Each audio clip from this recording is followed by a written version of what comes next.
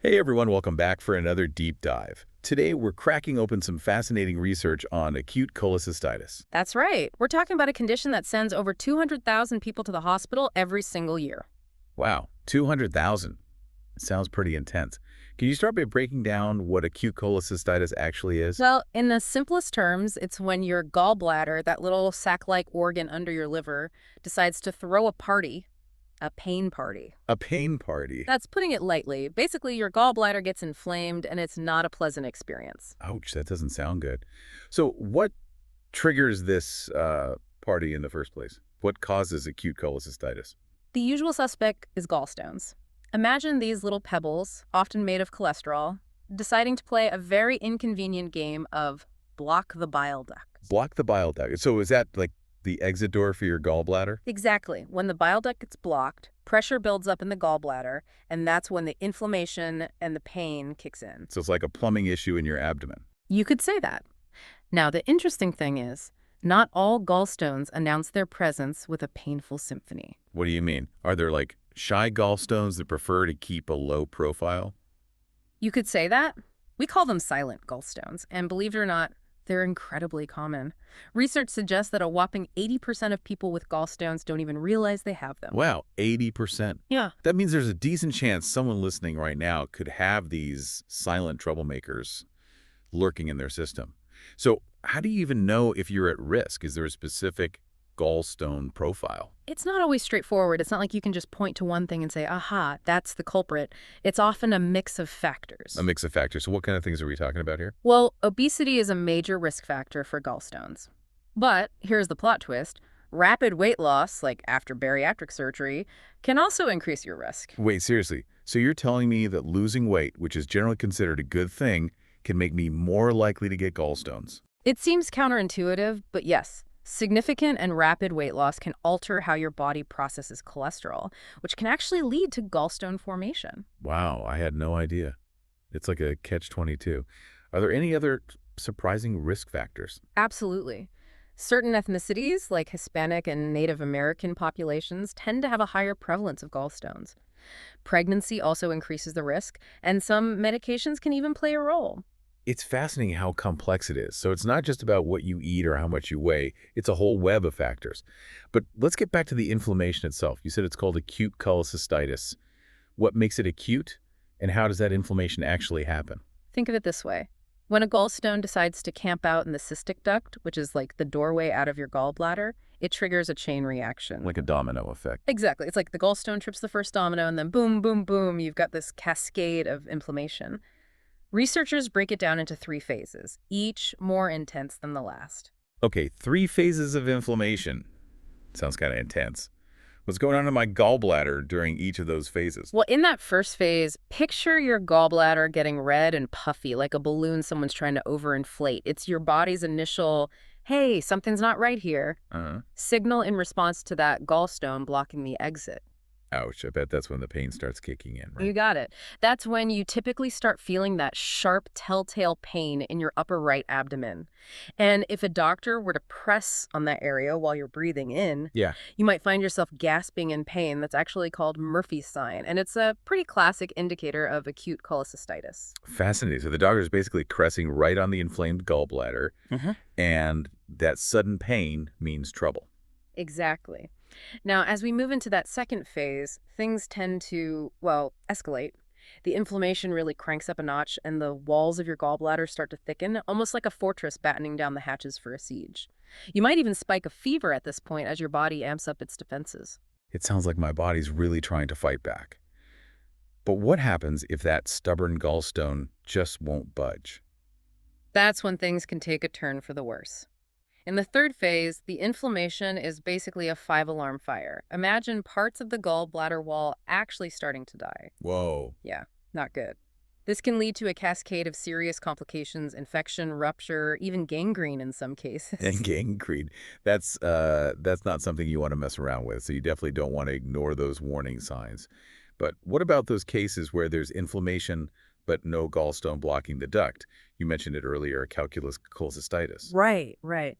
That one's a bit of a head scratcher, even for us medical folks. It's like the gallbladder is sending out an SOS signal, but we're not entirely sure who's calling for help. Researchers think it might be linked to sluggish bile flow, like a traffic jam in your bile ducts, even without a gallstone directly blocking the way. So either way, it's a bile flow problem at the root of it. It's amazing how such a small organ can cause such a world of trouble. But let's say you're experiencing these symptoms. How do doctors actually diagnose acute cholecystitis? Well, the first line of defense is usually an ultrasound. Quick, painless way to get a glimpse of what's happening inside your abdomen. Makes sense. They're looking for those telltale signs of inflammation, right? You got it, swelling, fluid buildup, and of course any gallstones that might be lurking about. You mentioned earlier that sometimes an ultrasound isn't enough to get a clear picture. What happens then? Do they have to resort to more invasive procedures?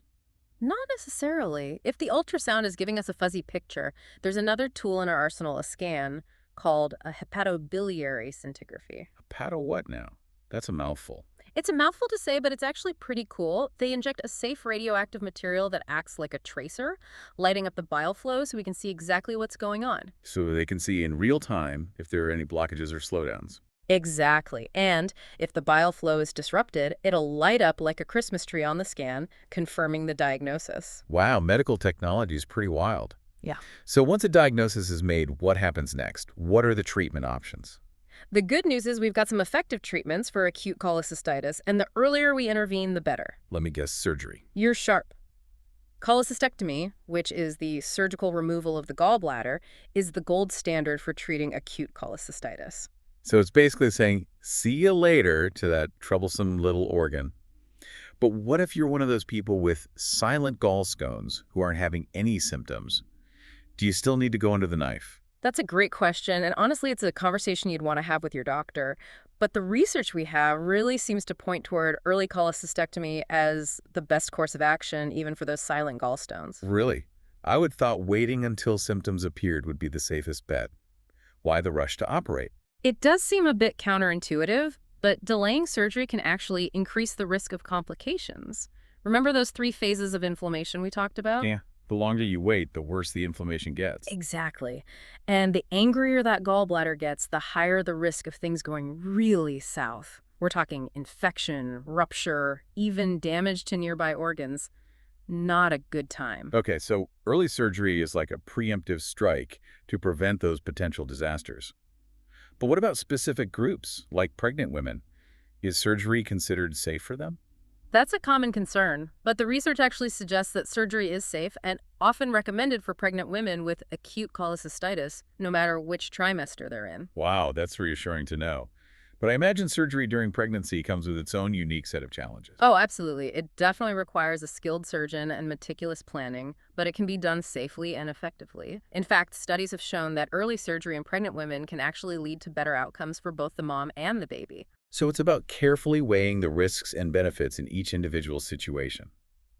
What about older adults? Is surgery always a good option for them? Again, it's a personalized call.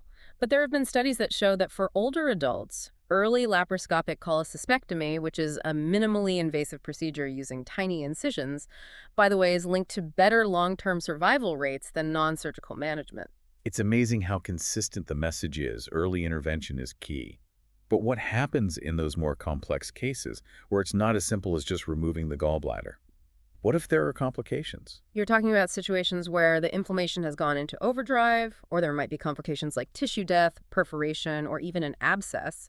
Those definitely add another layer of complexity. Exactly. What tools do surgeons have for those more complicated situations? Well, sometimes removing the entire gallbladder just isn't feasible. In those cases, surgeons might opt for what's called a subtotal cholecystectomy, where they remove as much of the gallbladder as they safely can. So it's like a partial removal. But what happens to the remaining part of the gallbladder? It's not ideal, but it can be a life-saving measure. Usually, the surgeon will leave a drain in place to prevent fluid buildup and give the area a chance to heal properly. That makes sense.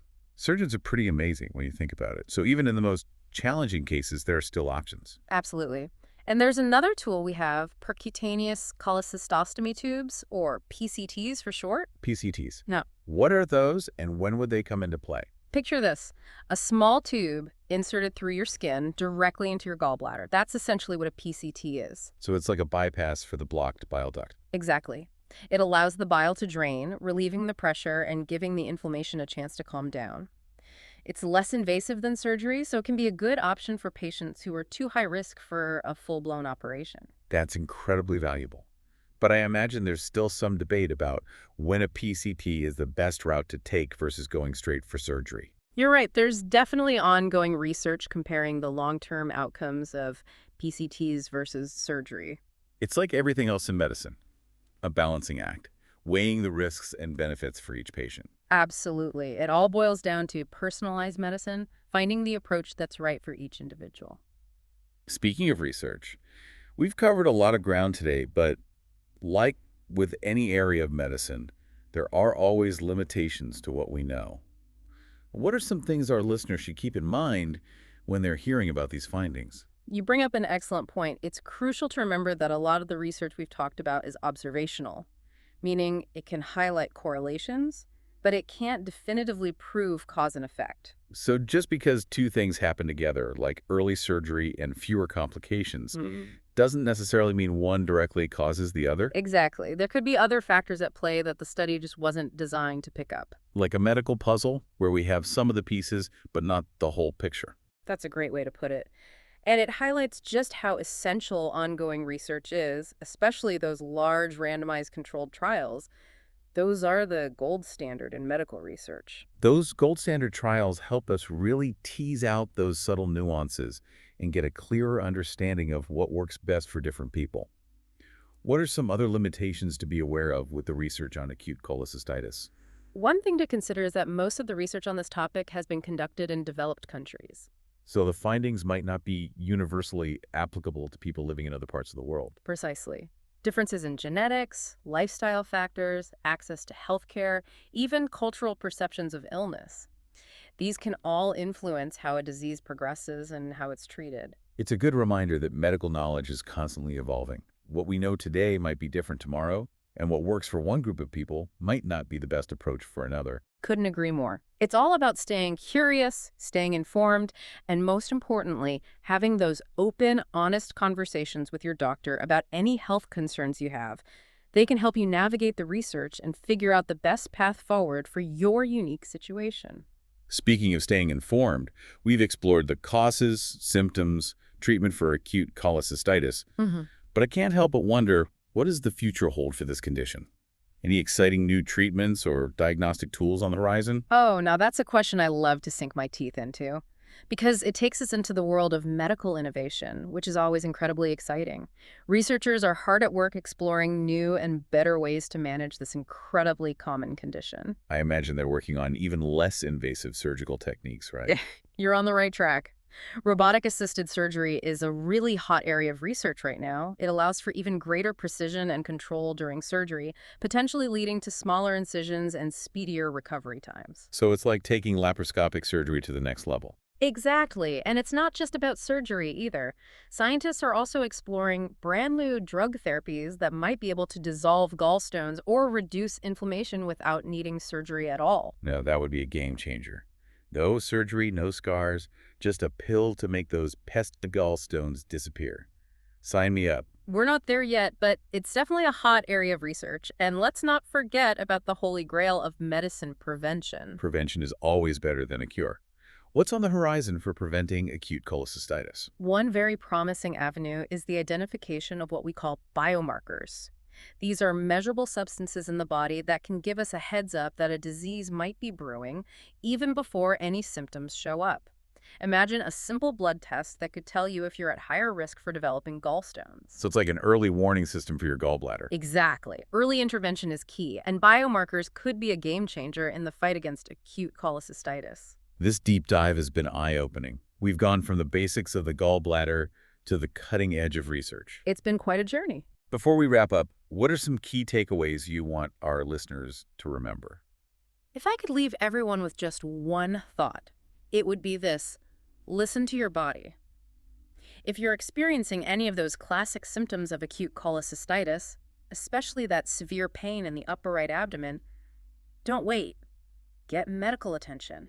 Pain is your body's way of telling you something's wrong, and it's always best to err on the side of caution, especially when it comes to your health. Couldn't agree more. Early diagnosis and treatment are absolutely crucial. And on that note, we're going to take a quick break. When we come back, we'll have some final thoughts to leave you with, so don't go anywhere.